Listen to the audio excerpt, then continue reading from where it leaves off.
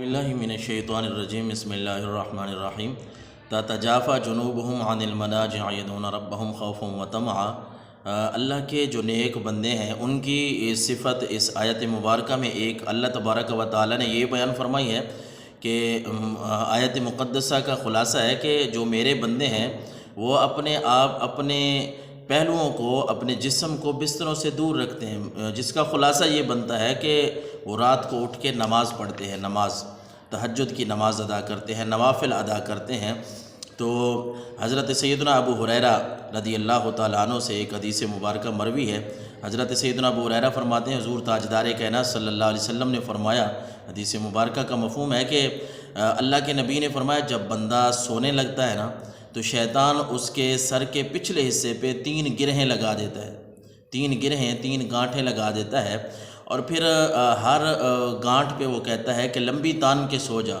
رات ابھی بڑی ہے، رات بڑی لمبی ہے، ابھی تو سو جا۔ وہ بندہ سو جاتا ہے۔ پھر اللہ کے نبی صلی اللہ علیہ وسلم نے فرمایا کہ جو ہی بندہ بیدار ہوتا ہے نا وہ اللہ کا ذکر کرتا ہے،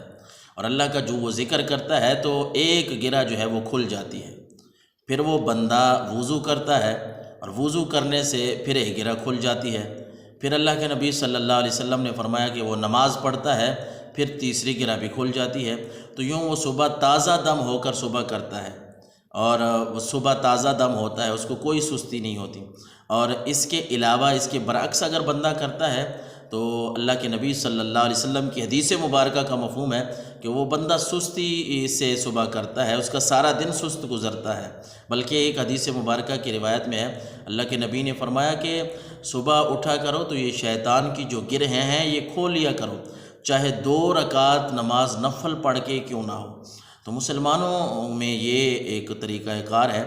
کہ وہ آج کی جو رات ہے اس میں مسلمان نوافل ادا کرتے ہیں، اللہ کے سامنے سجدہ ریز ہوتے ہیں، بہت بڑا ثواب ہے، مغفرت کا مانگتے ہیں اپنے لیے۔ اس میں کوئی ایسی بات نہیں ہے کہ جس کو یہ کہا جائے کہ یہ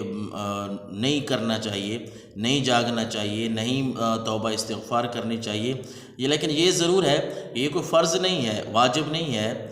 یہ ایک سنت ہے، مستحب طریقہ ہے کہ اگر مسلمان جاگتے ہیں، نماز ادا کرتے ہیں، روزہ رکھتے ہیں، احادیث مبارکہ میں ایسی باتیں ہمیں ملتی ہیں تو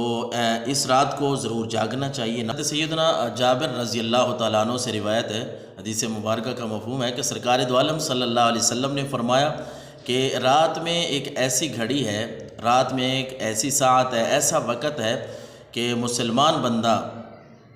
مومن بندہ رات کی اس گھڑی میں، اس ساعت میں اللہ تبارک و تعالیٰ سے جو بھی دعا مانگتا ہے نا، جو بھی اللہ سے سوال کرتا ہے، اللہ تبارک و تعالیٰ اس کے سوال کو ضرور قبول کرتا ہے، اس سوال کے مطابق اس کو ضرور دیتا ہے۔ اور اللہ کے نبی نے فرمایا یہ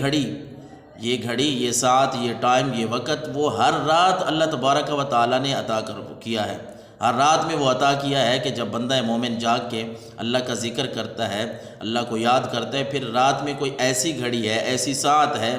ایسا وقت ہے کہ جب بندہ مومن اللہ سے دعا کرتا ہے تو اللہ تبارک و تعالیٰ اس کی دعا کو ضرور قبول کرتا ہے۔ اس لیے مومن مسلمان اس رات میں جاگتے ہیں،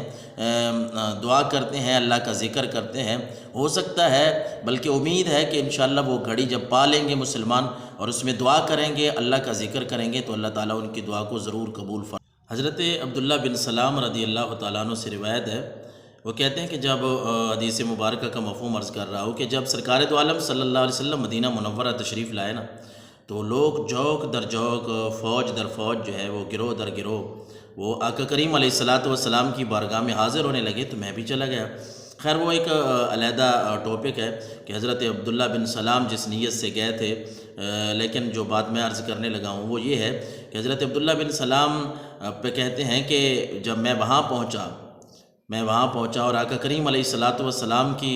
بارگاہ میں پہنچ کر میں نے آپ کے چہرے کو دیکھا تو جو سوالات تھے میرے ذہن میں یا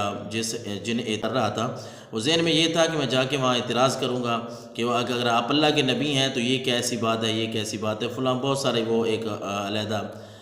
ٹاپک ہے۔ لیکن حضرت عبداللہ بن سلام کہتے ہیں کہ جو ہی میں نے آقا کریم علیہ السلام کے چہرہ انور کو دیکھا نا تو مجھے یہ اس بات کا علم ہو گیا کہ یہ کسی جھوٹے انسان کا چہرہ نہیں ہو سکتا۔ اور اگلی بات جو میں عرض کرنے لگا ہوں وہ یہ ہے کہ حضرت عبداللہ بن سلام رضی اللہ تعالیٰ عنہ کہتے ہیں کہ میں نے جو سب سے پہلے سرکار دو عالم صلی اللہ علیہ وسلم کی زبان اقدس سے کلمات سنے نا، وہ یہ ہیں کہ آقا کریم علیہ السلام نے فرمایا سلام کو عام کرو، سلام کو پھیلاؤ، السلام علیکم، جو بھی تمہیں ملے اس کو سلام کرو، سلام کو پھیلاؤ۔ اور پھر میرے آقا علیہ السلام نے فرمایا کہ غریب لوگوں کو، مسکینوں کو کھانا کھلاؤ، لوگوں کو کھانا کھلاؤ۔ اور پھر آپ صلی اللہ علیہ وسلم نے فرمایا، جو پہلی بات میں نے آپ سے سنی تھی وہ یہی تھی کہ آپ نے فرمایا سلام کو پھیلاؤ، کھانا کھلاؤ غریبوں کو، اور صلہ رحمی کرو، رشتہ داروں کے ساتھ رشتہ جوڑ کے رکھو۔ اور اس کے بعد آپ صلی اللہ علیہ وسلم نے فرمایا جب لوگ سو رہے ہو نا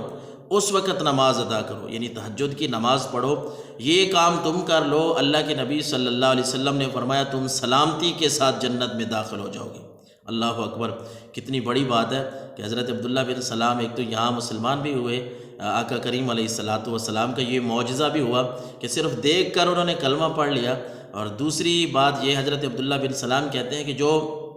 میں نے پہلی گفتگو سنی تھی، کلام تھا، وہ یہی تھا، کون سی باتیں ہیں کہ سلام کو عام کرنا ہے، السلام علیکم، اس سلام کو عام کرنا ہے، سلام کو پھیلانا ہے، غریبوں کو، مسکینوں کو، جس نے کھانا کھلایا سلام کو پھیلایا، اور صلہ رحمی کی، رشتہ داروں کے ساتھ رشتے جوڑ کے رکھے۔ اور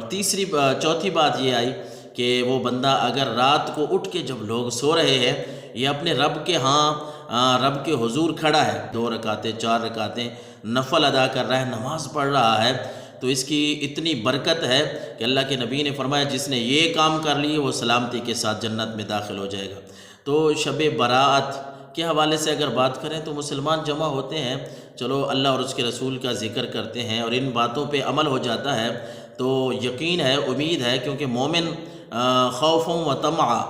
خوف اور امید کے ساتھ زندگی جیتا ہے، مومن اللہ سے ڈرتا بھی رہتا ہے اور امید بھی رکھتا ہے۔ تو اس رات کو مومن امید رکھتے ہیں کہ اللہ تعالی ہمارے گناہوں کی بخشش فرما دے گا، ان باتوں پہ عمل کر لیں گے تو جنت میں سلام کے ساتھ۔ حضرت سیدتنا اسماء بنت یزید رضی اللہ تعالیٰ عنہ سے روایت ہے